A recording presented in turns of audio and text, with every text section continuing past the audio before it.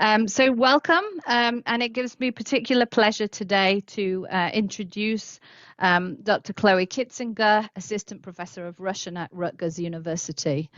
She completed her PhD in Slavic Languages and Literatures at the University of California, Berkeley in 2016. Before starting at Rutgers, she was a postdoctoral fellow at Princeton in the Society of Fellows in the Liberal Arts and a lecturer in Slavic Languages and Literatures and Humanistic Studies. She also holds an MA from Middlebury in Russian and a BA in philosophy from Yale. Her research and teaching interests center on 19th and 20th century Russian literature, particularly the Russian and European novel, literary theory, and intersections between philosophy and literature. Her work has been published in Slavic and East European Journal, Nabokov Studies, and elsewhere. She's on the Reader's Advisory Board of the North American Dostoevsky Society. And of course, we're all here because of her monograph, Mimetic Lives, Tolstoy, Dostoevsky, and Character in the Novel, which was published last month by Northwestern University Press. And today her talk is entitled The Lives of Characters in Dostoevsky and Tolstoy. So thank you, and please. Thank you so much, Kate, for the very kind introduction, and to Kate and Katya at the University of Toronto Slavic Department and the North American Dostoevsky Society for the invitation to give this talk. I'm delighted and honored to be here. So I'll just share my screen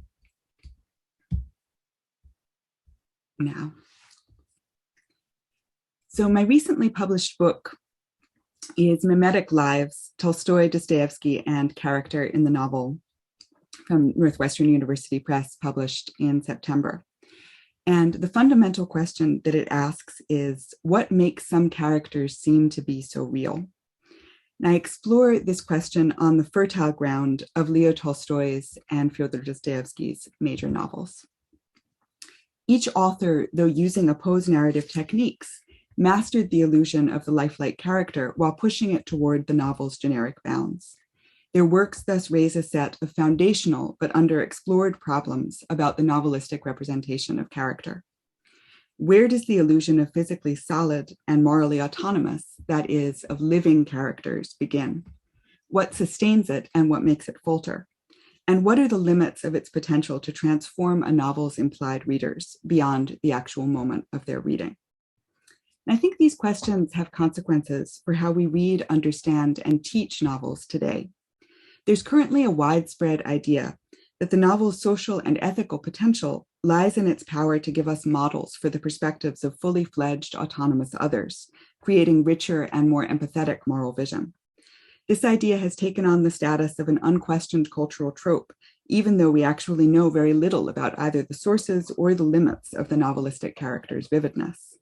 It seems to me that no tradition is better suited to addressing these mysteries than 19th century Russian realism. By tracing Tolstoy's and Dostoevsky's experimental techniques of characterization, I offer a detailed account of how realist novels foster and sustain the impression of characters who live with their own autonomous lives. But I argue that contrary to our intuition as readers, this life effect both begins and ends with our absorption in narrative. The techniques that support the effects of mimetic characterization in the novel also set a boundary around the reader's encounter with novelistic characters, which curbs the novelist's power to use this encounter directly for lasting spiritual and social change. My book makes this argument over the course of a theoretical introduction and 4 chapters, devoted respectively to Tolstoy's War and Peace, Dostoevsky's Notes from Underground and the Adolescent, Tolstoy's Anna Karenina, and Dostoevsky's The Brothers Karamazov. In my talk today, I'll take some time first to explain in theoretical terms what I mean by Tolstoy's and Dostoevsky's experiments with the basic terms of realist characterization. I'll then sketch what I see as each author's path toward a kind of ultimate limit of this experiment, past which the form of the realist novel could no longer be sustained. By mapping these limits, we can better understand what Boris Eichenbaum called the crisis of narrative prose that Dostoevsky and Tolstoy brought about in Russia toward the end of the 19th century, which serves as a capstone to the story of European realism itself. Of all realism's devices, it is character that most sharply awakens the tension between what the classicist Stephen Hallowell calls the world-reflecting and world-creating faces of representation, or mimesis. As one theorist put it, realist characters blend utter embeddedness and radical detachability. They belong to the fictional world that the captivated reader creates according to the instructions and within the frame of the text. But they also offer images of human existence that stand out from this world, available to be related to what the reader knows, thinks, or does in the course of everyday life.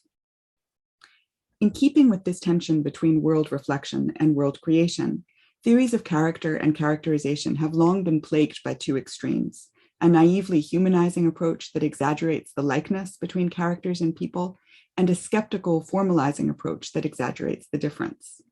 In a wide range of new studies over the past 30 years, interest is reawakened in pursuing a balance between these naive and skeptical approaches to literary character.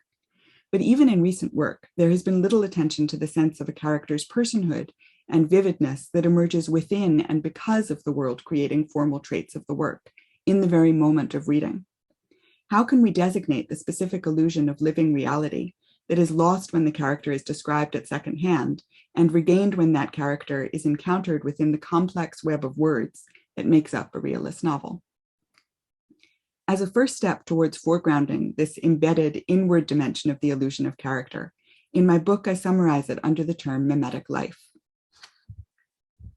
By mimetic life, I mean the reader's sense of a character's autonomous embodied existence in and for himself, free from authorial control and even independent of the words of narrative.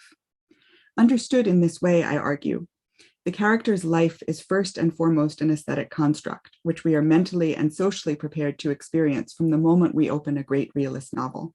And for many readers, conversely, the success with which a novel maintains this illusion sets the standard for its worth as a work of art. We can list everything there is to know about Anna Karenina without actually reading from Tolstoy's novel. But our sense of Anna as a living individual presence is not only a function of her listable narrative qualities, it's also sustained and controlled by running patterns and interrelationships among characters that are perceived most fully in the act of attentive reading. In other words, to reference this sense of Anna's life, we must also consciously or unconsciously be recalling the experience of total aesthetic absorption that the novel genre conventionally invites, the experience of amassing a building set of cues about Anna's existence in relation to the novel's other characters. If we are willing to consider the character's autonomous embodied life as an aesthetic effect to which readers are predisposed by the conventions of novel reading, we can now turn to a less mystical question. How do novelists regulate and distribute this powerful amorphous illusion of life over the course of a multi-character narrative? A robust set of theoretical tools already exists for exploring such narrative interrelationships among characters, or as they've generally been called, character systems, a term coined independently in the 1970s by the structuralist critic Philippe Aumont and Marxist critic Frederick Jameson. Most basically, the character system is the comprehensive configuration of characters through which novels convey not just plot, but also thematic, ideological, and political meaning. It is also, therefore, the field in which mimetic characterizations themselves unfold. In his 2003 book, The One versus the Many, Minor Characters and the Space of the Protagonist in the Novel, Alex Woloch revitalized the concept of the character system by focusing on the systematic differences between the major characters closest to the center of a novel's narrative attention, those who are most important to the novel's plot and thematic concerns, and the minor characters at the periphery.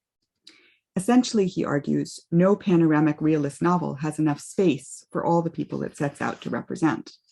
By suppressing or fragmenting minor characters in order to fit them into the available narrative space, novels let their protagonists emerge more completely as fictional persons through a perspectival contrast that is at once social, thematic, and narrative. Realist novels map particular worlds by placing some figures closer to the vivifying center and consigning others to the formulaic margins. This is the picture of realist character systems that Woloch gives on the basis of English and French 19th century novels, the Western European canon that has formed the basis for almost all contemporary scholarship on literary character. But if you're a dedicated reader of 19th century Russian novels, you will know that this picture doesn't always fit. Consider Tolstoy's War and Peace. The center of narrative attention in this novel epic is divided among 5 protagonists and their families, dozens of minor characters, and literally thousands of others caught up within the represented historical events. Here, as in any novel, central characters organize and move us through Tolstoy's fictional world. Rostov's and Bolkonskys at the vivid core of the novel, Kuragin's and Drubetskoy's at its functional periphery. Tolstoy intensifies and underscores these roles through his trademark repetition. He tells us over and over again that Natasha Rostova is alive, while Elena Kuragina is a marble statue and Boris Drubetskoy is a dining room clock. But as the narrative progresses, the balance of its attention and representational ambition shifts from this remarkably stable system of named characters toward the crowd and other multitudes flickering ever more alluringly on the novel's margins. In these marginal characters, Tolstoy suggests, there's a degree of collective mimetic truth that rivals the truth of his most intricately vivid individual protagonists, a vividness that comes precisely from all that his novel will never tell us about them. The point is not just that Tolstoy's focus strays from his protagonists, rather that in his fiction, as in his anti-heroic vision of history, the very condition of being a protagonist or hero comes under suspicion. In other words, Tolstoy tries to re-engineer the realist character system to show that less individualized narrative can be better than more, even as he also relies on conventional oppositions between major and minor characters to organize the sprawling world of his novel. The case of Dostoevsky's character systems is more complicated, and I'll return there in a few minutes. But any student of Mikhail Bakhtin will see the challenge that Dostoevsky's dialogic novels pose to the vision of implied personhood as a limited resource distributed by a central narrative authority.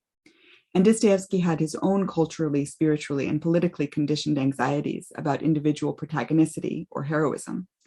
They come equally to the fore in Crime and Punishment, where misgivings about the idea of the extraordinary man take the paradoxical shape of a narrative obsessively centered around a single character, and in The Idiot, whose Christ-like protagonist emerges only in spite of what is overtly narrated about him. Thus, in a novel by Tolstoy or Dostoevsky, narrative attention toward the protagonist might indeed suppress or distort the lives of minor characters. But it might also enhance those less narrated lives, as in the case of War and Peace, or threaten to distort the protagonist himself, as in the case of The Idiot.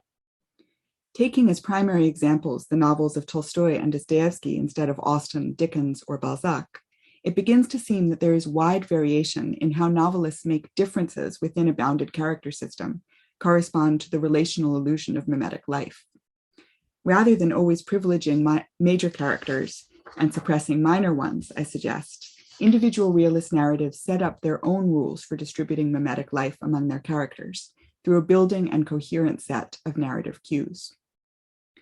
There are a number of ways in which we could understand 19th century Russian novelists' tendency to play with the conventional rules of character systems and to underscore the novelistic character system's potential for flexibility and manipulation. I should add that I think this is true not just of Tolstoy and Dostoevsky, but of many of their predecessors and contemporaries as well. Gogol, Goncharov, and Chernyshevsky all come immediately to mind.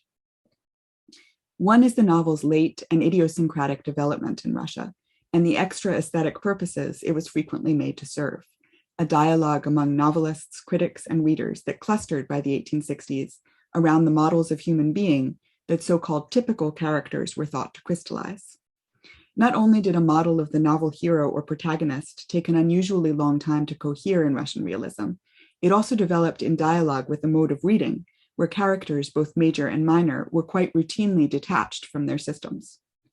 While both Tolstoy and Dostoevsky vocally objected to the topical co-option of literature, both also continuously probed the question of literature's place in spiritual, social, and political life.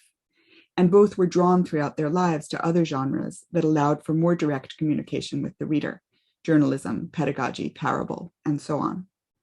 More persistently than any of their great contemporaries, Tolstoy and Dostoevsky used the medium of novelistic narrative to ask how far novels themselves could project compelling fictional characters beyond aesthetic fictional bounds. Another way of understanding these departures from Western European models, however, is the different historical and political world that the Russian realist novel represents. As Alex Woloch writes, the tension in British and French novels between social expansiveness and individual interiority and depth is of a piece with the conditions in which they arose. On the one hand, the asymmetric structure of realist characterization reflects actual structures of inequitable distribution, he writes. On the other hand, the claims of minor characters on the reader's attention are generated by the democratic impulse that forms a horizon of 19th century politics. End of quote. In realist novels written from a tradition whose democratic impulses are decidedly uncertain, the dialectic between major and minor might well look different. Both Tolstoy and Dostoevsky idealized the mir, community of Russian peasants, the many, while struggling against the alienated condition of Europeanized nobles, the ones. If it is better to be many than one, if less individualized narrative is better than more, then the conventional terms of realist characterization ought to be reversed. However, there is no guarantee that this reversal can be accomplished from within the European novel form. Any approach toward realizing it then becomes a titanic work of illusion that operates at once with and against the mimetic resources of realism and the novel themselves. From the beginnings of their careers, Dostoevsky and Tolstoy approached this work of illusion in diametrically opposing ways. Tolstoy set his characterizations into the frame of stably and often obtrusively omniscient narrative, Dostoevsky into a frame that challenges the reader's assumption of omniscience and works to disguise the implied author's hand. Tolstoy favored direct characterization through the overt and repeated naming of qualities by an authoritative narrator, in conjunction with representations of the characters' inner lives. Dostoevsky more often relied on indirect techniques, indicating characters through the evidence of a speech, emotion, action, or thought, rather than through extensive authoritative description. Through these opposite methods, Tolstoy and Dostoevsky each took to new heights the ideal of mimetic life epitomized by a protagonist at the center of an absorbing fictional world. At the same time, I argue, each also pursued the competing ideals of creating vivid characters offset from this center, and ultimately of characters that continue to capture and direct the attention of a reader beyond the moment of reading, unbound from the novel's text. As much as they show realist characters competing for the narrative's limited attention, Tolstoy's and Dostoevsky's novels stage the author's struggles to find their way out of the limiting terms of European realist character systems. We're more familiar with Tolstoy's side of this story. War and Peace plays out a struggle with the limits of the character system quite literally on the level of its narrative. After straying progressively further from its central characters' plots, the novel ends on a digression, marking Tolstoy's own acknowledgement that a realist novel can do no more than gesture at the mimetic ideal of a history of all. In Anna Karenina, Tolstoy begins already from a sense of the inherent corruption and falsification of realist narrative and the frames of reference that valorize it. However, rather than abandoning this skewed mimetic form, Tolstoy tries to use an opposition between his two protagonists to mobilize that form's mimetic potential.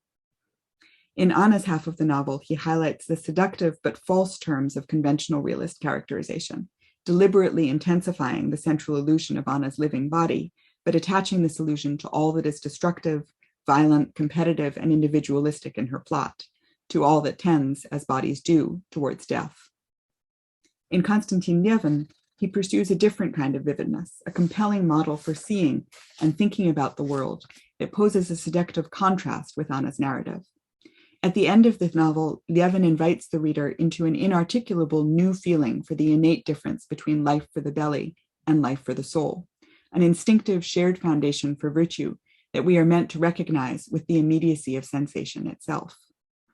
Tolstoy thus attempts to make Levin, a character central to the novel's action, into a kind of marginal protagonist, a lure that propels us beyond the bounds of fiction.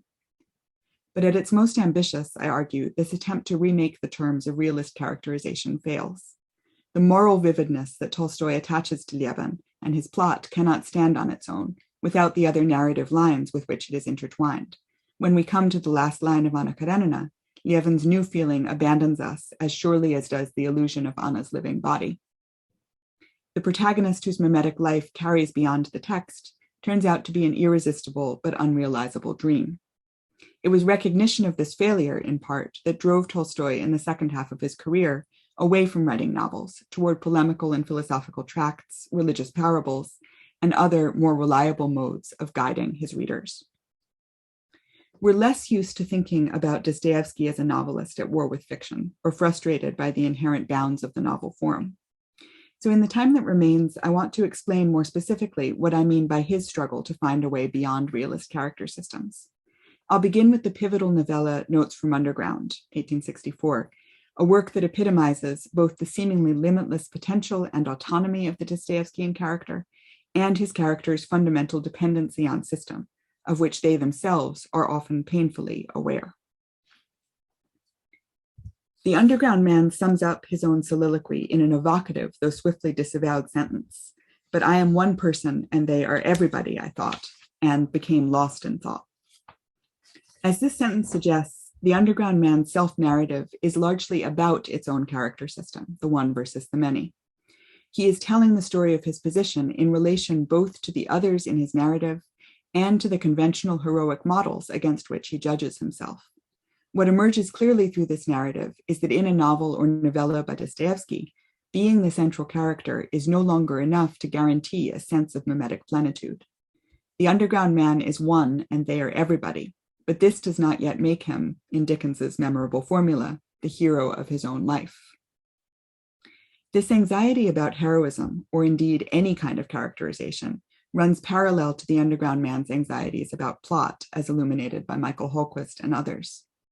Disgusted, like any intelligent man of the 19th century, and here in Russian are the quotes that I'm summarizing in English, by restriction to the status of an easily summed up charakter, or character,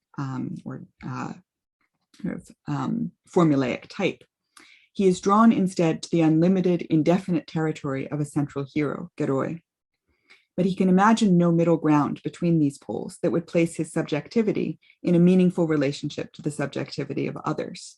He says, either a hero or filth, there was nothing in between.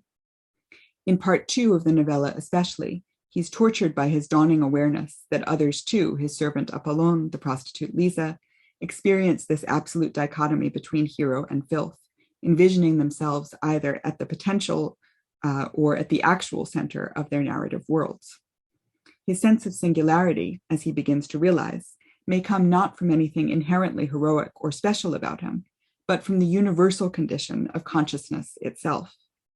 Under these circumstances, the state of being a protagonist becomes both inevitable and terrifying, an inability to achieve any stable identity, in the underground man's case, not so much as a proper name, because one's uncontainable, unconventional inner life is the sole content of one's narrative.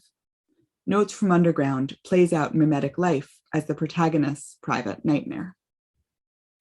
Of course, the underground man cannot know the most salient fact about himself, that he is both a formalizable character and objectively, even supremely, a fictional protagonist. Dostoevsky brings this wider angle of vision to the reader's attention with the signed footnote on the story's first page, in which the underground man appears as a neuter-gendered figure, litso, explicitly created in order to distill a contemporary trend. On a standard Bakhtinian account of characterization in Dostoevsky, we have often thought of these two planes of characterization, the authors and the characters, as separate or even sequential to one another. The author creates the characters, the character who then operates with apparent autonomy in the fictional world of the work. Notes from Underground graphically demonstrates that these two stages of characterization actually work in tandem, continuously essential to one another. On the one hand, there is the irreducible consciousness from which the underground man suffers, the voice that seems to weave around and slip out from under any attempt to crystallize him in generalization, epithet, description, or even, again, name. On the other hand, there is his status, which he cannot know about as the underground man, the character shaped by the very authorial presence that he himself so transparently craves. The illusion of this character's autonomous life here depends neither on authorial fiat nor on bare transcription of the character's self-consciousness, but on a staged gap between these poles, the character's desire for the external contours and given self, which he has, but of which he has been made so radically unaware. As Dostoevsky later described in a well-known notebook entry, a drafted preface for his 1875 novel, The Adolescent, This technique of projecting characters backward from their own words about themselves was his experimental strategy for representing what he called the real man of the Russian majority, cut off from the moral and social order of landowner literature. He found the elements of literature, that is, of tragedy, precisely in these figures' consciousness of monstrosity, which seems to defy any reduction to form or system. However, these unmoored first-person voices also reflect a divorce from the traditional religious, moral, and social foundations of life, which Dostoevsky saw as endemic to post-reform Russia. The result is a play with system no less radical and no less ambivalent than Tolstoy's. Dostoevsky made the absolute space occupied by a character a distinctly unreliable guide to his or her mimetic solidity, as painfully demonstrated in Notes from Underground, as well as the full-length novels that followed. At the same time, in his novels, the absent ideal of authoritative representation became charged with great spiritual force, what Bakhtin evocatively called the character's longing for embodiment. Dostoevsky manipulates the conventional workings of realist character systems in order to capture a new kind of contemporary figure, characterizable only as a self-consciousness or voice, and in that sense seemingly responsible for characterizing themselves. But the trace of a more conventional system, which would authoritatively position characters relative to one another in order to foster the relational illusion of embodied life, gleams at the horizon of his 1870s novels. Later critics, Bakhtin foremost among them, celebrated the narrative condition of Dostoevsky's characters as a new level of self-determination or freedom. But I suggest that Dostoevsky himself understood this condition less optimistically through the master trope of illegitimacy, the severance from one's rightful origins and name. In Notes from Underground, that illegitimacy is purely narrative, a felt split again between author and hero. In subsequent works, it rises to the surface of the plot, as Dostoevsky tried to write a novel that would have an illegitimate son as its protagonist. He tried first with The Idiot, equivocating for months in his notebook over the question of whether the character who would become Wishkin should be legitimately or illegitimately born. Next came his Notes for the Life of a Great Sinner in 1870, imagined as a contemporary epic to rival Tolstoy's historical novel War and Peace. In his notebooks, in shorthand, he designated that unwritten work the underground idea for the Russian Herald, which I think underscores the connection between that and the method of characterization that he's using in Notes from Underground. Dostoevsky never went beyond densely concentrated initial sketches of this novel, but the great sinner as projected in Notes also seems to have been illegitimately born, a character who could represent both the tormenting loss and the spiritual potential of life cut off from its original foundations. Dostoevsky realized this character at last as Arkady Dolgoruki, the narrator hero of The Adolescent, in 1875. Told almost entirely by Arkady and subject to his profound confusion about the most basic dimensions of his life, The Adolescent exaggerates the Dostoevskian protagonist's unnerving detachment from narrative design. However, in doing so, it throws into relief the contrasting utopian fantasy of a novel that would arrest modern dissolution simply by transforming it into a mimetic work of art. In The Brothers Karamazov, Dostoevsky came as close as he could to realizing that fantasy. As I suggest in my book, he did this in part, so to speak, by apprenticing himself to the acknowledged master of vivid physical illusions of life in the novel, that is, to Tolstoy. In a striking departure from his underground novels of the 1870s, written under the sign of narrative illegitimacy, here Dostoevsky constructs his novel's character system around a single named family. The word Karamazovshchina designates one of the novel's basic, though mostly negative, spiritual categories. In the seminarian Rakitin's parodic but comprehensive summary, your whole Karamazov question comes down to this: sensualists, acquirers, and holy fools. However, the dimensions of Karamazovism mentioned more frequently than any other is what Ivan Karamazov calls his thirst for life despite all. The concept of Karamazovism limns the contours of the novel's moral universe. And we can even imagine this universe as a kind of Cartesian grid on which all of the characters could one way or another be positioned. But the name Karamazov also stands, as the Rostovs stand in War and Peace, for reality and animation themselves, an assertion of sensuous life independent from any particular narrated traits. In the sphere of Karamazovism, the possibility of complete moral degradation is thus always counterbalanced by the possibility for redemption that is contained within life itself. In turn, the character's constant reassertion of the Karamazovs' physical and material thirst for life creates a degree of narrative vividness unrivaled by any other characters in their novel. Thus, composing the Brothers Karamazov around the breed force of Karamazovshchina with Tolstoyan rigor, Dostoevsky worked at the same time to give this breed a new flexibility and openness, refitting a Tolstoyan strategy of characterization for the yet unformed figure of the real man of the Russian majority. The novel relies for its stability on the thematic system centered around the name Karamazov and the illusion of life that that name carries with it. It gains its miraculous openness and fluidity from each Karamazov's apparent freedom to work out a relationship to the qualities that name implies. The crucial juncture in the plot of each brother takes place on a kind of inner stage in which he seems to have to place himself into relation to the question of his own Karamazovism. We see the hellish version of this scene in Ivan's hallucinatory interview with the devil, which dramatizes a split between two irreconcilable versions of himself, one a murderer, the other only a Karamazovian scoundrel, Padlets. There is also an ecstatic version, Alyosha, after the crisis of faith precipitated by Father Zosima's death, throwing himself to the earth in literal contact with his Karamazovian sensuality, to be lifted again from within as threads from all those innumerable worlds of God all come together in his soul. Whether by questioning or by choosing to embrace the bounds of their Karamazovian nature, at each of these moments, the protagonists seem to leave behind the world of narrative fiat. But all the while, the organizing central structure of their family novel remains just as firmly in place.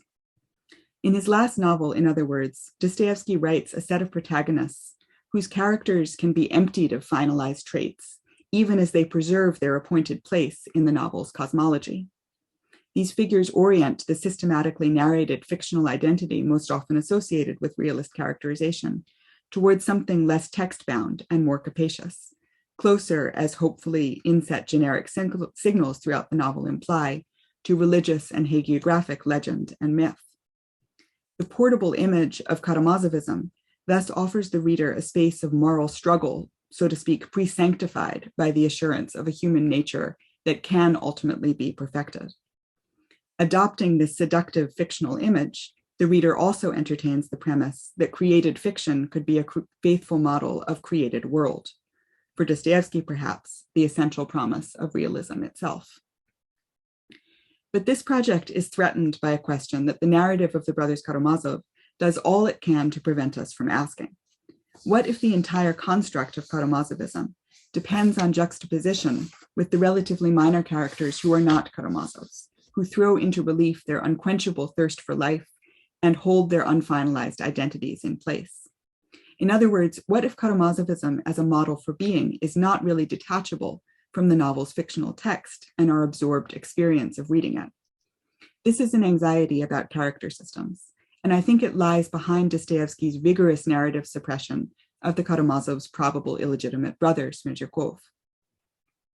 A shadow fourth brother, Smerdyakov is excluded from the family name that lies at the heart of the novel's character system. The suspense of its detective plot depends upon a calculation that the reader will ignore him. But his crime and eventual suicide set Dmitry, Ivan, and Alyosha Karamazov on their paths toward the living struggle for spiritual salvation. Smerdyakov, the contemplator, at once essential to the narrative and thoroughly obscured by it, raises the possibility that by the time Dostoevsky wrote The Brothers Karamazov, he was most concerned not with what I have called the narrative illegitimacy of his own characters, but with the essential illegitimacy of the realist novel form. The novel, as Lukács tells us, is the epic of an age abandoned by God, a foundling mode of narrative, which models a world intentionally fitted for human selves, but knows all along that it is only a model, cut off from the essential terms of reality. Like Tolstoy's, Dostoevsky's manipulations of realist form, and particularly the forms of characterization, confront this gap between fictional world and real. In the Brothers Karamazov, Dostoevsky created a set of types who can seem, even as they keep their place within an intricate thematic and mimetic structure, to stand alone without narrated traits as undefined and independent selves. The space of that self becomes the setting for the novel's most critical scenes, in which the devil is struggling with God and the battlefield is human hearts. Smerdyakov is pointedly exiled from the space of this self, which is hidden in his case, as if behind the canvas of the painting described here, Kramskoy's painting, The Contemplator. The virulence of this containment suggests how thoroughly Smerdyakov endangers the anti-contemplative mode of reading that Dostoevsky's semi-mythical types, his brothers, the Karamazovs, engender. Smerdyakov is crucial to the novel's intricate artistic construction that invites this mode of aesthetic contemplation in which fictional novels are generally read. But for this very reason, Dostoevsky prompts us to forget him. All the more striking then that a sizable body of criticism has been devoted instead to Smerdyakov's rehabilitation, ranging from defenses based on his troubled childhood to the claim that in a novel where food is so significant, the only chef could hardly be a villain. He too is thus subsumed under the dialogic illusion that characters act freely according to what they are, and that every character, no matter what is narrated of him, holds the potential for reformation and change. This is something of a double bind. To write Smerdyakov into the illusion of what he might be, that is, to venture into the inner space of his character that the narrative seals off, is also to erase what he is, to erase what is retrograde about Smerdyakov just by absorbing him into what is technically and philosophically new about the Brothers Karamazov. On the other hand, the moment in which a reader declines to speculate about Smerdyakov's redemption implies her submission to the written literary text that both grounds and limits the character system as a whole. It's the moment when our experience of the Karamazovs and their world joins up again, albeit invisibly, with the bounded aesthetic experience of reading. This conundrum suggests that Tolstoy's War and Peace and Dostoevsky's The Brothers Karamazov run into the same limit from opposite ends. That limit can productively be described as the boundaries of a novelistic character system, the narrative space that relies on its boundedness to make its relational mimetic illusions work. There is no easy alliance between the realist novel's unparalleled resources for characterization and the mimetic transformations that Dostoevsky and Tolstoy as novelists hope to work upon their readers. Their philosophical, spiritual, and social ambitions are both driven and vexed by the capacity to weave lifelike characters that lies at the novel's generic core. Let me end by returning briefly to the contemporary questions about novel reading with which I began. It's often said that encounters with novelistic characters should make readers more empathetic, but the real moral consequences of novel reading remain elusive. The systematic, self-contained nature of mimetic life, as I have sketched it, helps account for this disjunction. Novels offer compelling models of possible people with particular perspectives, but those model people belong to the moment of reading. They are shaped by the authored systems in which they become so vivid, and particularly by sustained contrasts with other characters. In other words, what book reviewers on Amazon like to call relatability is largely, I have argued, a function of relationality.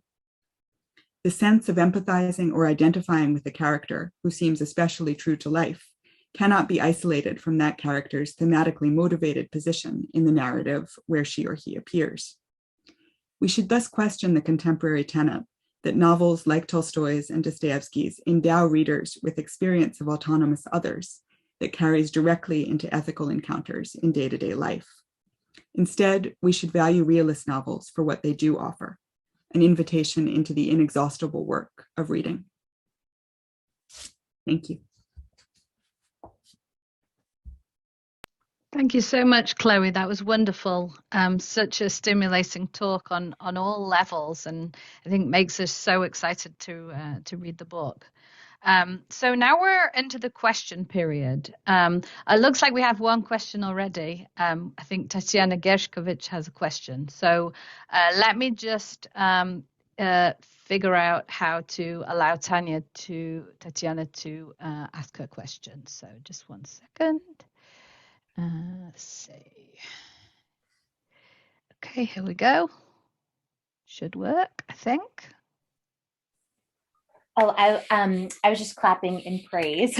Oh, sorry. But I can ask the question.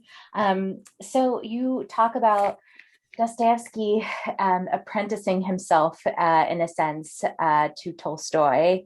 And I was wondering the extent to which this is a sort of conscious, documented move on his part, because it's interesting that Tolstoy himself then turns to a kind of Dostoevskian mode with something like the Kreutzer Sonata. So they're certainly each looking at the other's work. But I was wondering if you could speak sort of more to the historical context of this, thinking about each other and so forth. Thanks. Yeah, I think that's a really interesting question. Certainly Dostoevsky is referring to Tolstoy often in his notes for the adolescent, and aspiring towards this kind of Tolstoyan level of physical detail about his characters. At several points, he reminds himself to describe characters a la L. Tolstoy, which makes it sort of all the more striking how un-Tolstoyan the character system of that novel ends up being, with characters kind of impossible to fix in stable positions, or even sometimes under stable names. In the Brothers Karamazov, where I think he comes much closer to kind of imitating that Tolstoyan mode,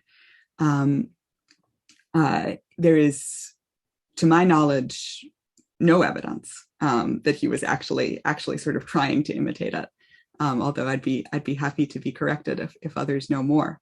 But I do think that this was a kind of internalized aspiration, or even question, right? As he was writing these two novels, what should a character in the novel do?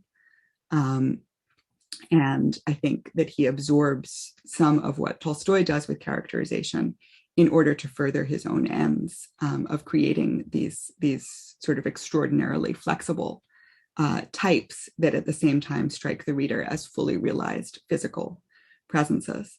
And I should add that I think Tolstoy was also already at the time of Anna Karenina in some ways borrowing from Dostoevsky's aspiration towards writing portable types. And I think this is one reason why Dostoevsky is so livid about Tolstoy's character Levin, that he recognizes in Levin a kind of failed type, a character who was supposed to be able to leave this highly intricately designed world of the novel and operate on his own. And Dostoevsky sees that he can't. It's interesting also that the Brothers Karamazov is one of the books that we know Tolstoy is reading and thinking about towards the end of his life. So I think that dialogue sort of intensifies between them in these later novels, both consciously and un. Anybody else have a question? Oh yeah, here's a question from Lindsay. Let me just read it out.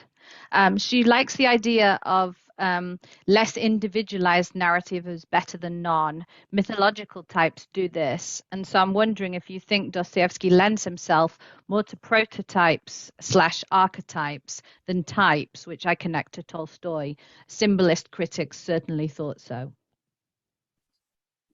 It's a really interesting set of distinctions between prototypes, archetypes, and types.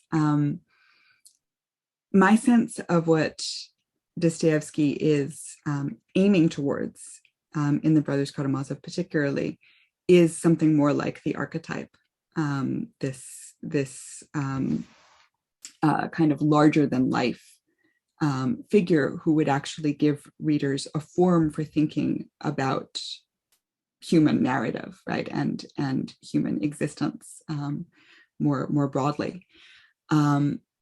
And in that way, I think my reading is probably shaped by symbolist critics who wrote about Dostoevsky's novels in that light, and particularly by Vyacheslav Ivanov. But the question of how that sort of aspiration towards the archetype, how that is in conversation with this earlier 1860s Russian discourse about types, I think that's sort of a different question, and maybe towards this ideal of writing characters who would transcend particular moments of political discourse and particular moments of reading, and offer again this sort of larger form for living. I think by the time Dostoevsky is writing his later novels, that is probably more what's on his mind. But I'm curious to hear you talk about Tolstoy's characters as types, because I actually don't think of them particularly that way. So I think we can kind of play with these terms, and both the way that they were used at the time and the way that we might want to use them as readers now, to sort of get a finer sense of how these characters are interacting with their readers, which I think is sort of ultimately the question that all those terms raise. Thank you. And now I'm going to call on Irina Paperno to ask a question. And Katya, do you know how we can turn her camera on? I think we should be able to do that. Yeah. Hold on. Well, never mind. I was thinking also about how your reading may have been influenced, or rather mediated, by existing readings, how it relates to the 19th century reading, if we can possibly identify the hermeneutic situation of the contemporary reader. Symbolist reading, I think it is a very important comment that was made in your response to it, that symbolist readings, we can hear it in the way you did. And so my question is actually, how do you think people read today in terms of the mimetic qualities of characters, given these complexities of both believing it, yet the strong pull to believe it that still exists, and the mediating influence of people like symbolist readings or Nabokov? I nickname the readings through Nabokov. And we know, right? You teach Tolstoy and Dostoevsky, but especially this is about Dostoevsky. So what's in your estimation? How do contemporary readers, let's say our students, read in terms of mimetic qualities of characters' lives? Thank you. I think this is always the difficulty of talking about the reader, right? That we say the reader and mean many individual people who have, moreover, a private reading experience, that it's impossible to sort of observe or share in any direct way, although we can certainly see what contemporary readers write about their reading experiences. And the model of reading that I'm thinking about when I think about characterization is a model of the absorbed reader. So someone who has sort of given their attention over to this novel for the moment of reading, and to this task of gathering everything that we're told that sort of shapes our building images of these characters. And I've sort of talked about that using the language of aesthetic contemplation, of total absorption in this fictional object. Now, whether that's how my students read, I think is doubtful, right? Who knows? And who knows even whether that model of contemplation has lasted into the present day. But part of what I have thought about as I've been trying to think through this reading model is how the genre of the novel itself might sort of ask for or demand that kind of absorbed reading. And that, I think, still is an ideal that we work with now, of sinking into a book, of getting lost in a book, and as that being sort of the most powerful and the most formative experience with a novel that one can have, right? As opposed maybe to just picking it up every now and then, reading a page or two here and there,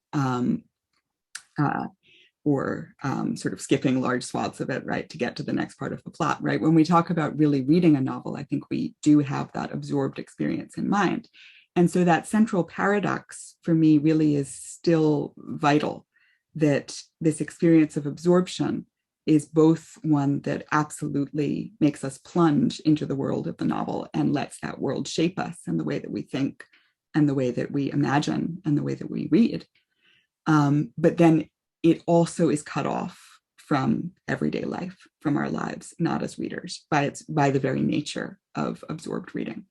And I think that paradox is still at work when we read novels now, for all of our distraction and kind of fragmented attention that I think is a hallmark of many of our experiences now, day to day. I still think that this is sort of a feature of the genre, that it asks for this absorbed reading, and that when we give novels that kind of attention, they give us the fullest kind of experience, the fullest kind of imaginary world that they're capable of providing. And the fuller it is, in fact, the more it is cut off from our lives when we are not reading. This is an amazing answer, because it suggests then that we can be cut off from our historical experience, right? Also, right? Mm-hmm. Yeah, I think so. Yeah, and actually, I wanted to ask a follow-up question here, because I think it's your answer was fascinating to me too, and I feel as though the question of sort of the limits on this absorbed reading seem to look rather different in The Adolescent versus in the Brothers Karamazov, right? These are two very different models of the novel. So I was just wondering if you could say a little bit about that, and how the sort of these two different ways of reading, right? This kind of dual model of kind of reading within the text, but also reading kind of from reading while aware of the boundaries, where versus reading while within the boundaries. Like, how does that work differently? I mean, you already sort of mentioned a couple of things, right? So Smirdyakov clearly as a kind of key to the Brothers Karamazov, that was really fascinating to me. And I'm about to teach the Brothers Karamazov again for the nth time next week. So this time I think I'll really pay attention to Smirdyakov, but also the kind of epilogue, right? The letter at the end of Padrostak is kind of another key to what that novel is doing. So I wonder if you have any words to say about that. Yeah, I mean, I think it's a great point that the Brothers Karamazov is structured so as to make it easy for us to sink into its fictional world and submit ourselves to it, even in a serial reading experience. I think it's a novel that is continually reminding us of kind of the structure of its world, repeating the terms in which we're meant to experience it, and those terms stay stable for all of the changes that happen within individual characters. And The Adolescent is kind of the opposite. It's a novel that frustrates our attempts to sort of build a coherent aesthetic object out of it and a coherent fictional world out of it. And I think one of the reasons for that difference is that Dostoevsky had different projects that he was advancing through, in part through characterization in both of those novels. That The Adolescent is almost ostentatious about its fragmentation, precisely in order to kind of underscore what's missing from its world, to underscore this larger order. And it won't give it to us even in a fictional version, right? It frustrates our attempt to build it even in a fictional version, I think, in order to kind of build this utopian vision of a world that would already be structured that way, that we could imagine for ourselves as kind of a counter to the world that we encounter in that novel. And as kind of a price for that very risky aesthetic move, right? Dostoevsky allows the characters in The Adolescent almost to fall apart, right? We almost can't make coherent people out of many of them. And the Brothers Karamazov, I think he draws much more self-consciously on all the resources that the realist novel has for, again, drawing us into a fictional world and making us stay there. And what's interesting to me is that he then has this illegitimately born character, Smerdyakov, who he sort of suppresses right at the center of that fictional world. And it strikes me almost as a sleight of hand, right? Hoping that if he can keep us from really noticing this character who kind of makes the fiction hang together, he can blur the distinction between fiction and reality themselves, right? Make us feel that we are already living through that structured, created, divinely appointed reality, so that the world outside the novel now resembles the world within it. So it's sort of opposing both quite risky, honestly, and quite interesting rhetorical moves that he's doing with characterization in those two novels. I think that Donna Owen has a question. So there you go, Donna. Can you hear me now? Yep. Thank you for a wonderful talk, Chloe, and the conversation has been proof that it's a wonderful talk, is the conversation has also been fascinating. And I didn't think I had any questions when the talk finished, but now I'm full of questions, and I look forward to actually talking to you, giving you a call and having a chat about these different issues. What if I push back in this way, Chloe, and I say that the reason that the novel is disconnected from the world is that we, in order to be an absorbed reader, eventually we start by being absorbed, but the greatest compliment, the reason for being absorbed in the end, is to start thinking. And the only thing we can think about is the text. We must separate the text from the world in order to give full justice to the work. So this then creates that irony of you live with the novel every day, but the novel is as it were in your mind rather than it is not your life. And that's the great thing about the novel is that first it absorbs us and then it challenges us to think. Hence the influence of philosophy, for instance, on the greatest novelists. I was also going to ask you, Chloe, but maybe this is for another conversation, is what do you do with Chekhov?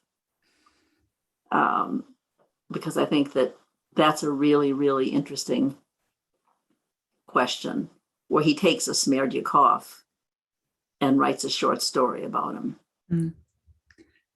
That is a really interesting question.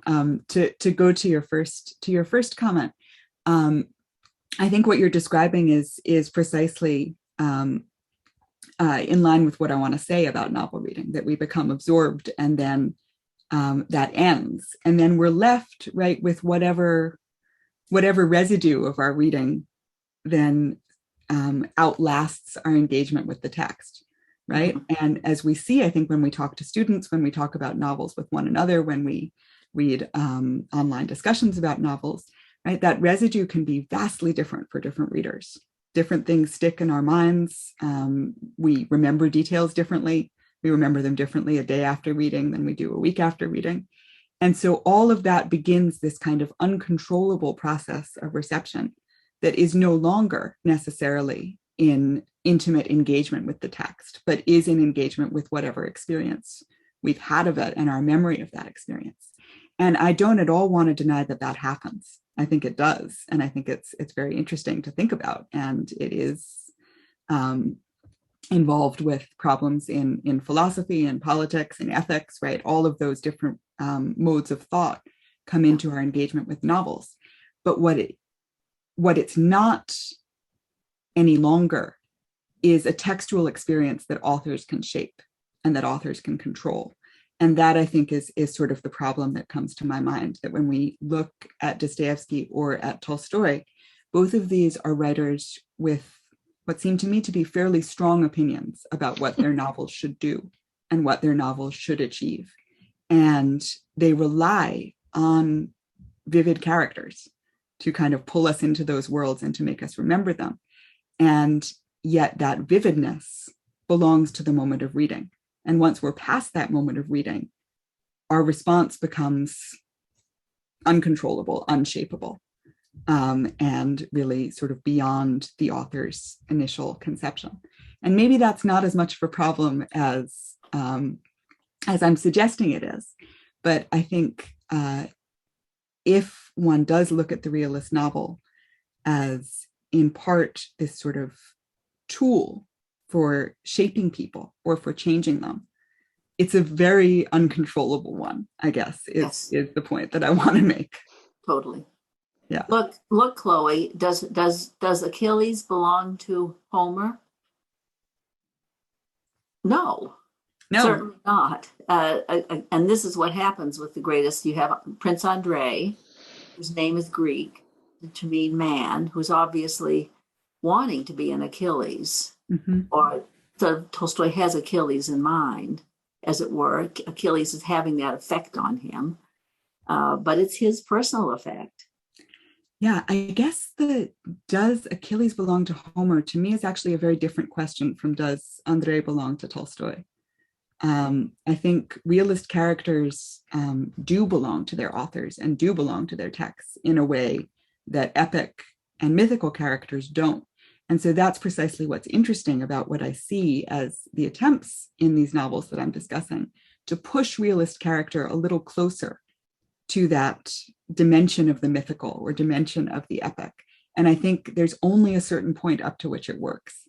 In other words, the most convincing version of Andrei that we get is always the version that we get from reading Tolstoy, from reading the particular words that he writes in his text.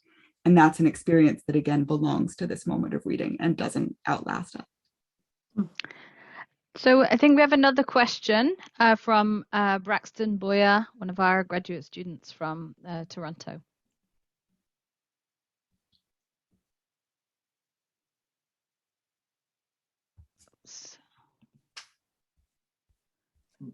Okay, Oops. great. Okay, yeah. It's working now. Okay, thank you for your talk. I really enjoyed it. And I'm thinking about the late Tolstoy particularly, and there's that point in What is Art where Tolstoy kind of rails against realism, and he talks about characters like Joseph from the Bible who are these universally inspiring characters precisely because they're unrealistic. You can take them out of their time periods and they still are relevant. And I'm wondering, especially in Resurrection, if you see some sort of difference between what Tolstoy is trying to do with character there and what he's doing in War and Peace, or if you think he's doing the same thing and What is Art is just, like some kind of thing that he wants to do but can't. So just kind of the difference between, I guess, Resurrection and War and Peace, or his earlier, more realist works. Thanks. Yeah, I do think he's doing something very different with character in his late work in general, including Resurrection. I think that after his kind of avowed departure from fiction and from the novel form, what he starts trying to do is actually to thwart the reader's kind of instinct to attach mimetic life to characters in the novel. And to me, the clearest example of this is actually not Resurrection, but The Death of Ivan Ilyich, which starts with the central character already dead. And, he starts as a corpse. We then sort of gradually move back through his life, but never with this illusion of autonomy or particularly physical presence that Tolstoy creates so intentionally and successfully in both War and Peace and Anna Karenina. I think there is a sense of cutting the reader off right from the beginning, right? To say that's not what this character is for. And Ivan Ilyich can then work more to sort of bring back the terms from Lindsay's question, more as an archetype, more as a form for the reader's experience. And if we're reading the story right, then by the end of it, Ivan Ilyich will be anybody. right? It's precisely a story that relies on the readers extending his example, his experience to humanity in general, to the universal. And I think something of the same move goes on in Resurrection, where Nekhlyudov is a sort of seeing pair of eyes, as Levin is in Anna Karenina, but with even more insistence that what matters is the quality of his vision, right, and not so much what he sees. So we do have a central female character in Resurrection who sort of comes alive in a way similar to Anna Karenina or to Natasha Rostova. But again, her life is sort of very briefly allowed to flare and then replaced with something different, right? Replaced with a trajectory that we're meant to follow of transformation.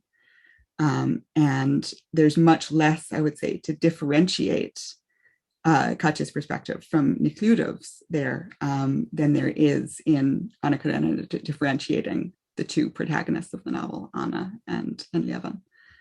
So it's something that I think we could sort of think more about, how Tolstoy renovates his own model of characterization for what he wants to do with his post-conversion fiction. But I certainly think that he focuses on kind of almost defanging this effective mimetic life, because it's no longer what he wants readers to get from his characters. Okay, thank you very much. And Anna wrote in the chat to me, in this context, Father Sergius fits nicely. It's basically a character trying to stop being a central character and to join the Mir, and he ends up with almost no defining traits. Yeah, I think that's great. And Haji Murat as well, which is in some ways the most problematic, right, of these late fictions, in the sense of being split between this later sort of more parable mode and this earlier mode of realism, right? It ends with his body essentially disintegrating, right, and with the realist features that he's been given falling away, which is almost a kind of metafictional playing out of this departure from realist characterization itself. Anybody else have any questions? Otherwise, I'm going to ask you another question. I'm curious about Crime and Punishment. And know that you've worked a bit on character system in that from a slightly different perspective. So I'm wondering sort of how this works with Crime and Punishment. How does the character system work there? I think Crime and Punishment is an interesting example to think about, partly because it's so neat. And that's, in a way, what makes it, I guess, less rich for me for thinking about Dostoevsky's experiments with characterization, because I think Crime and Punishment is, in some ways, his least experimental novel. But what is interesting to me about it is how he builds this very tight and very closely woven system around Raskolnikov, and that Raskolnikov's entire anxiety, right, is about being an extraordinary man. And in that way, he's like the underground man. He's in a similar position where he is the central protagonist of this novel, right? He is extraordinary within its structure.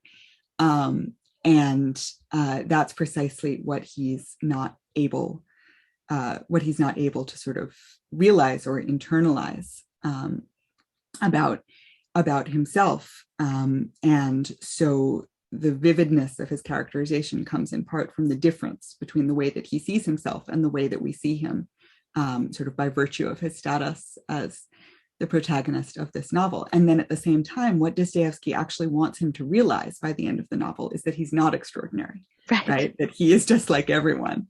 And again, that's not a revelation that Dostoevsky could have staged within the form of the realist novel as it's conventionally made. So what he has to do is consign it to the epilogue, right, in this new kind of generic register and new generic mode.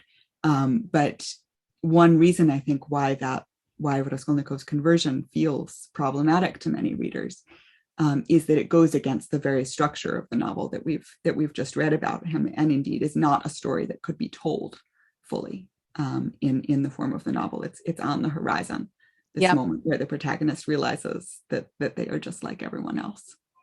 But there's also, in a sense, two novels that are struggling at the end of that work as well. They're kind of fighting against one another, right? With the ambiguities of the end of the novel and sort of the strange utterance of the great future deed and so on, right? Which doesn't quite allow for the closure. But there's a question from Lindsay. This question returns to this discussion about sustaining the reader's absorption in the novel as a way of extending mimetic lives, or the Titanic illusion that Chloë referred to in her talk. Nabokov wrote in Good Readers, Good Writers about the happy union of the reader and writer if the book lasts forever. I'm wondering if Chloë thinks that the sheer length of many of these novels and Dostoevsky's ongoing commitment to writing about the great sinner is tied to this impulse in Tolstoy and Dostoevsky. Great question. That is a great question. And I love bringing in good readers and good writers there, because in some ways Nabokov himself is so uncomfortable with this idea of the part of the experience of reading that outlasts the reading. But I do think there's an impulse in much of Tolstoy's and Dostoevsky's work to kind of perforate the boundaries of the text, right? In part by providing these sort of putative or virtual sequels, in part by carrying characters from one novel into another, right? Sometimes under a different name, sometimes even under the same name. So certainly there is this impulse to kind of thwart the boundedness of reading that that plays out in some of those formal moves. At the same time, though, right, it's always so clearly incomplete and so clearly sort of gestural rather than realized, right, that it almost serves to underscore how impossible that would be, right, to write an experience of reading that would last forever. And that, in a way, is kind of the utopia that I'm imagining, right, of actually writing the reader's world, so to speak. And the novel always falls short of that ideal, even as it imitates it by the experience that we have of it. And that brings me back actually to Donna's other question about Chekhov. And I think it's interesting to think about both Chekhov and Nabokov in this light, that Chekhov kind of turns to the form of the short story and the form of the play, right? Both of which are much more clearly bounded experiences of reading. And I think, in a sense, gives up this kind of outsized, almost monomaniacal aspiration, right, to write the world of the reader. And for that reason is able to do different things with similar character types or similar material that we see in Tolstoy's and Dostoevsky's novels. And Nabokov sort of vanishes, full scale into the self-conscious aesthetics of this experience, and doesn't want us to forget them, right? On the contrary, hopes that we will have them at the forefront of our mind all the while that we're reading. So I have two more questions in the chat. So Anna Berman says, I'm also curious about the tendency among Russian readers at the time to treat characters as both unique individuals and also to create types. So Oblomovshina, Bazarovism. What do we make of the tension? I know it's not Tolstoy and Dostoevsky. Xana, yeah, I think part of what's going on with the debates around Oblomov and Bazarov is a conversation among authors, readers, and critics, right? That's particular to this moment of the 1860s. and that with sort of unusual abandon, talks about characters precisely for what you can detach from their texts, right? Their qualities, the kinds of human sort of prototypes that they model and that they give a name to, and that's really a mode of reading, as much as it is a mode of writing and a mode of critical writing as well. And it seems to me that what Tolstoy and Dostoevsky are doing in their slightly later novels, sort of in the wake of that cultural inheritance, is to move that dialogue back into individual texts, right? So no longer for it to be a kind of they write a character and it gets turned through sort of Dobrolubov's mill into the social question and political questions that he thinks it raises, but that their characters pose these social and political and philosophical questions within the world of their works, and that the character's life is supplied by technique, right, rather than by, again, this kind of climate of reading. And that's both a kind of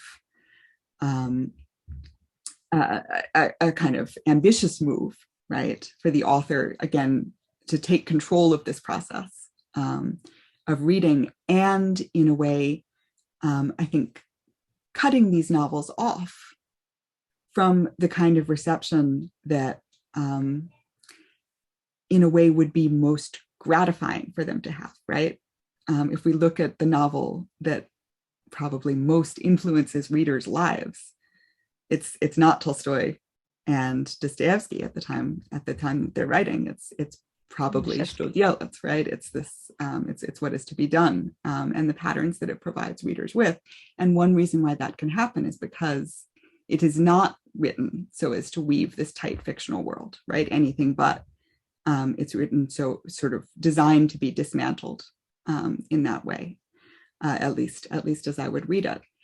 And so the impulse to sort of take control of that reading process creates this incredibly rich fictional and technical experience, but it also maybe seals itself off in the process. And I think this is kind of an anxiety that it's important to trace, right, through these later novels. I don't know if that answers your question. Then another question from Rachel Sims. She asks, how, if at all, might Dostoevsky's incarceration inform his mimetic practice, his character systems, or the readerly absorption the novel seems to demand? I think that's a really interesting question. If we look at his pre-exile fiction and then at his novels from afterwards, this move of characterizing indirectly, right, of letting characters, so to speak for themselves, that's constant and starts with his first novels, with Poor Folk and The Double, and lasts all the way into the later ones. And for me, at least, what changes is precisely this sort of architectural ambition to build systems, right, in these long realist works. And I don't know if we would want to sort of speculate as to biographical sources for differences between Dostoevsky's pre and post exile fiction, but I do think that from reading Notes from a Dead House and his writings about that experience, right, there is this sense both of this overwhelming experience of human monstrosity, right, of human misshapenness, and of a kind of equally strong impulse to see the potential for form, image, or obras as a kind of counter force to that. And I think that is really that is really the tension that I'm trying to sort of bring out at the heart of his character systems, that gap between his characters' own experience of themselves as formless and as sort of unshapable, and the very strong architecture that his novels build around those characters and out of those characters. And so I think we could see that kind of tension as an expression of his experience, this dual experience of exile and of his fellow, mostly peasant prisoners in exile. But that might also be more speculation than it's wise to make. And I think Donna has her hand up again, so let's unmute Donna. Just a quick question, Chloe. Have you given any thought to what role the Bible plays in all of this? I know that it actually wasn't even translated into Russian until the mid 19th century. And I'm just wondering, and I know that it's the only book that Dostoevsky took with him to the dead house. For my shame, I'm not sure exactly what the young Tolstoy's relationship to the Bible was, but just curious, since you're talking about books that have influence, just curious and this is a kind of, in the Anglophone world, and especially the Protestant world, the Bible is something that everybody read, everybody has in common, and influences in a unique way. So just curious as to whether you've thought about that as a source of the Russian novel. Yeah, I've certainly, with this topic of books that build worlds, I think the Bible is sort of impossible to avoid. I'm not really enough of a theologian to say whether this model of reading and then making real is in fact the aspiration, right, of sort of teaching or reading the Bible in a religious sense. But of course, Auerbach gives us a sort of entry point for thinking about both Homer and the Bible as origins of the project of mimesis that then goes on forward into the realist novel and into modernism. And Auerbach's opposition in the first chapter of his book Mimesis between the sort of Homeric mode of reading, which he says is directed towards the reader's absorption, right, to getting lost in this fictional world, versus the Bible's mode of reading, which directs us to read, to sort of experience gaps and mysteries in what we read, and then to carry that interpretation, that interpretive act out from the Bible into our lives, into our non-reading lives, to be sort of haunted by the text and followed by it, and to try and realize it in the way that we live. That opposition is very much at the heart of what I'm thinking about as a tension in the realist novel, that I think Tolstoy and Dostoevsky are sort of trying to do both of those things and trying to do one through the other, to create this mode of world, what I quoted at the beginning of the talk, Stephen Hallowell calls world reflection, or sort of thinking about and realizing the text in the world. They're trying to spur that move through this very act of world creation, of becoming absorbed in a fiction. And I think that's where sort of the problem comes in, of trying to realize both those modes of reading at once. So I've sort of avoided your question of thinking about the Bible in as a force in Russian literary history, because I don't really know enough to answer it. But I certainly think it is a present model in terms of this ideal of reading as something that shapes the reader. We have a comment from Rex Arul. He says, for those who are familiar with the New Testament, they can relate to the idiot way more than those who don't. So that's an example of how the mimetic lives of those characters take a different shape with the background of the Bible. Yeah, and of course for Dostoevsky, I think Christ is a sort of character, right, so to speak, if that's not a disrespectful way of putting it, but that this ideal of creating a figure to live by, right? I'm not sure whether any of Dostoevsky's characters, even Wishkin, really approach that model. But I do think that with the entire character system of the Brothers Karamazov and this idea of Karamazovism, Dostoevsky is in a way inventing a sort of novelistic Christ figure, right?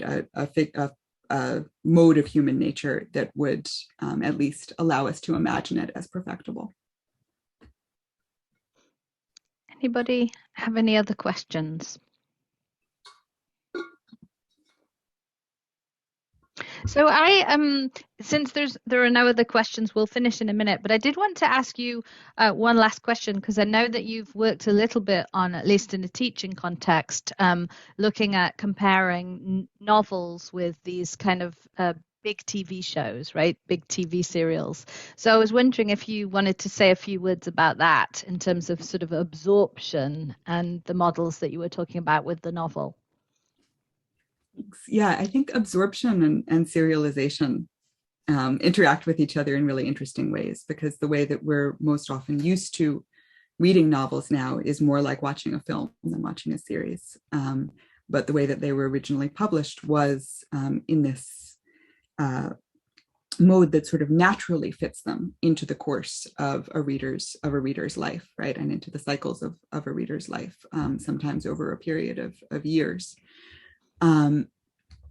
And so I think that we can, as contemporary viewers of serialized television, right, we have something of a sense of how a story can accompany you sort of for that long period of time, and how it can become woven in with the events of your life. But we also, I think, have this very strong experience of periodically vanishing into fictional worlds and then coming back out of them. And so I think, if anything, the contemporary resurgence of serial form, largely because of television, but also because of other media, has made us more alive to this tension between being lost in a story and sort of taking it out of ourselves, and sort of taking it out of the experience of reading it and taking it further. And we've seen both with contemporary television how that can happen quite easily, and how sort of the opposite happens, right? How television becomes even more of an escape because it's serial, because it's periodic, and because it's this kind of gap in reality that is scheduled into real time. So this is one reason, I think,